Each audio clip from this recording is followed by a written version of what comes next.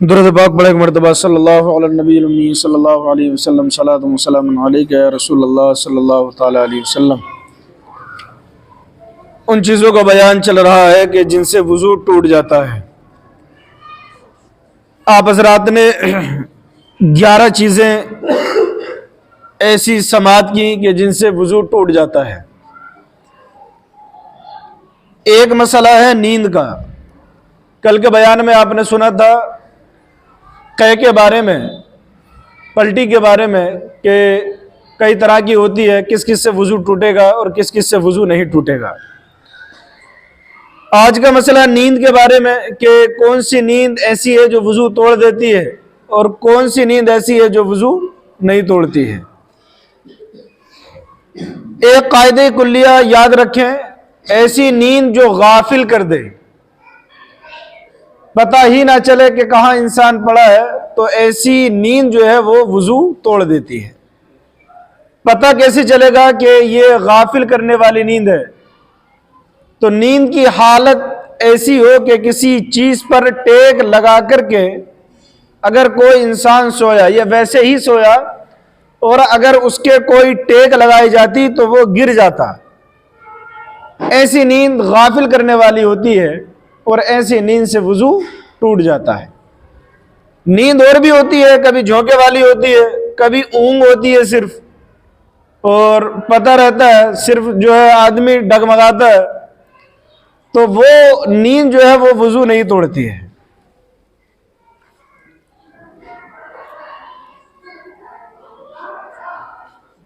اونگنے یا بیٹھے بیٹھے جھونکے لینے سے وضو نہیں ٹوٹتا۔ دوسرا مسئلہ یہ بتایا، جھوم کر گر پڑا کوئی،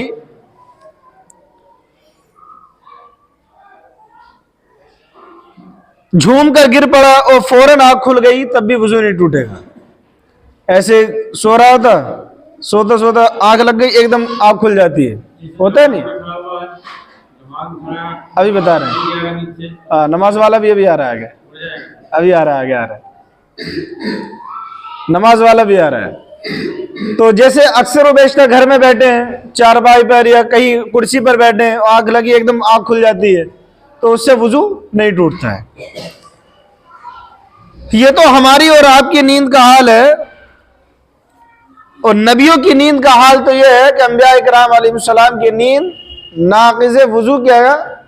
انبیاء کرام علیہ السلام کا سونا جو ہے وہ ناقض وضو ہوتا ہی نہیں ہے، وضو نہیں توڑتا ہے، کیونکہ ان کی آنکھیں اگرچہ بند ہو لیکن دل ہمیشہ جاگتا رہتا ہے، ذکر الہی میں مشغول ہوتا ہے، اس لیے نبیوں کا سونا یہ ناقض وضو نہیں ہوتا ہے۔ لوگ کہتے ہیں کہ نبی ہماری طرح ہے، یہاں دیکھیے ہماری نیند تو وضو توڑ دے رہی ہے، اور نبی اگر پوری زندگی سوئیں تب بھی ان کی نیند وضو نہیں توڑتی ہے، تو نبی ہماری طرح ہوئے، ہم نبی کی طرح ہو گئے۔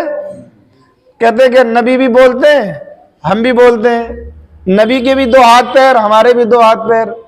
باڈی سے کسی کو جج نہیں کرنا چاہیے، مرتبے سے کرنا چاہیے، ہے تو نہیں؟ مرتبے سے۔ کبھی ہوتا ہے تو کیا کہتے ہیں، یار ہم امام کے مرتبے کو کیسے پہنچ جائیں گے، وہ لاکھوں کو ہزاروں کو نماز پڑھاتا ہے۔ جب اپنی مسجد کے امام کے مرتبے کو نہیں پہنچ سکتے تو مدینے والے مصطفیٰ کے مرتبے کو کیسے پہنچ سکتے ہیں؟ ہے نہیں ہے؟ عقلیں ماری گئی ہیں لوگوں کی، عقلیں بیچ کھا رکھی عقلیں۔ حالانکہ مسئلہ یہی ہے، ان کی نیند ناقض وضو نہیں ہے، لیکن ہماری اگر تھوڑا سا بھی سو جائے نا تبھی وضو توڑ دیتی ہے۔ نماز وغیرہ کے انتظار میں بعض مرتبہ نیند کا غلبہ ہو جاتا ہے۔ آ گیا، بہت جلدی آ گیا مسئلہ آپ کا، اب سنیے ذرا توجہ کے ساتھ۔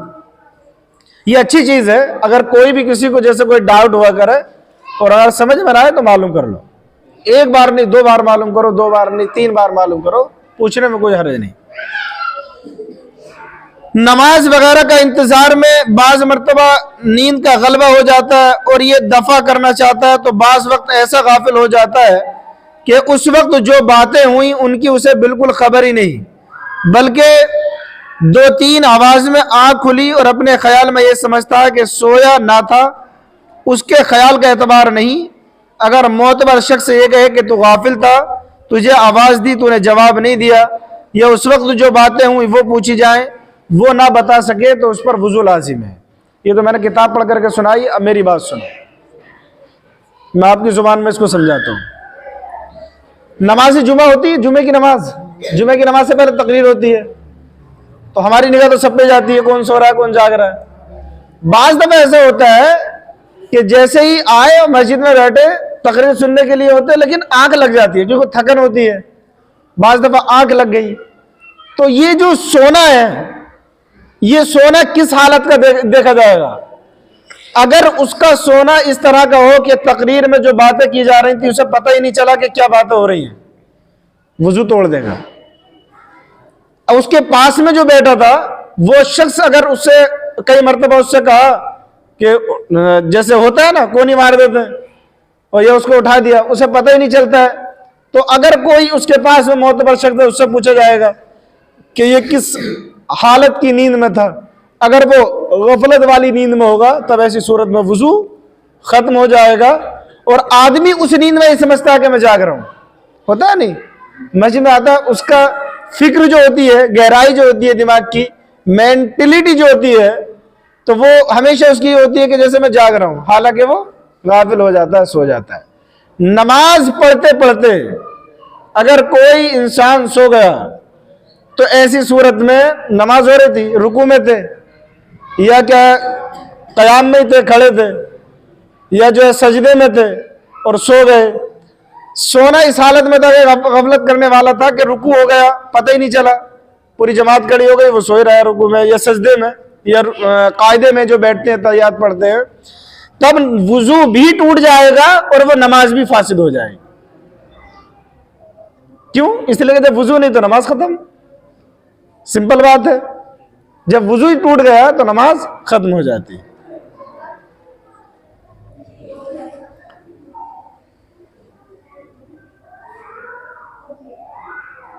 کوئی انسان کہہ کہا لگا کر اتنی آواز سے ہنسا کہ آس پاس والے سن لیں، اگر جاگتے میں رکوع سجدہ والی نماز میں ہو تو وضو ٹوٹ جائے گا اور نماز بھی فاسد ہو جائے گی۔ ہر جگہ ہنسنا کامیاب نہیں ہوتا ہے، ہوتا ہے نہیں، بعض لوگ نماز میں جو ہے کھیل کرتے ہیں، تراویح میں ہوتا ہے، جیسے اکثر جگہوں پر ہوتا ہے، جیسے کہ ہنس رہے ہیں ادھر قرآن کی تلاوت ہو رہی ہے، نماز میں ہی ہے مسئلہ ہے، اگر کہہ کہا لگا کر کے ہنسا، کھل کھلا کر کے جس کو بولتے ہیں آواز سے، ایک ہنسنا کئی طرح، ایک ہوتا ہے مسکرانا، ایک ہوتا ہے ہنسنا، اور ایک ہوتا ہے کہہ کہا لگا کر کے ہنسنا، تینوں کی ڈیفینیشن الگ الگ ہے۔ مسکرانا ایک الگ، مسکرانا سنت ہے، دانت دکھا کر کے ہنسنا یہ منع ہے، اور کہہ کہا لگا کر کے ہنسنا یہ شیطان کی علامت ہے، ہوتا ہے نا بہت زیادہ کھل کھلا کر کے ہنستے۔ اگر نماز میں کوئی بندہ اس طرح سے ہنسا تب ایسی صورت میں نماز وضو بھی ٹوٹ جائے گا اور کیا ہے نماز بھی وہ فاسد ہو جائے گی۔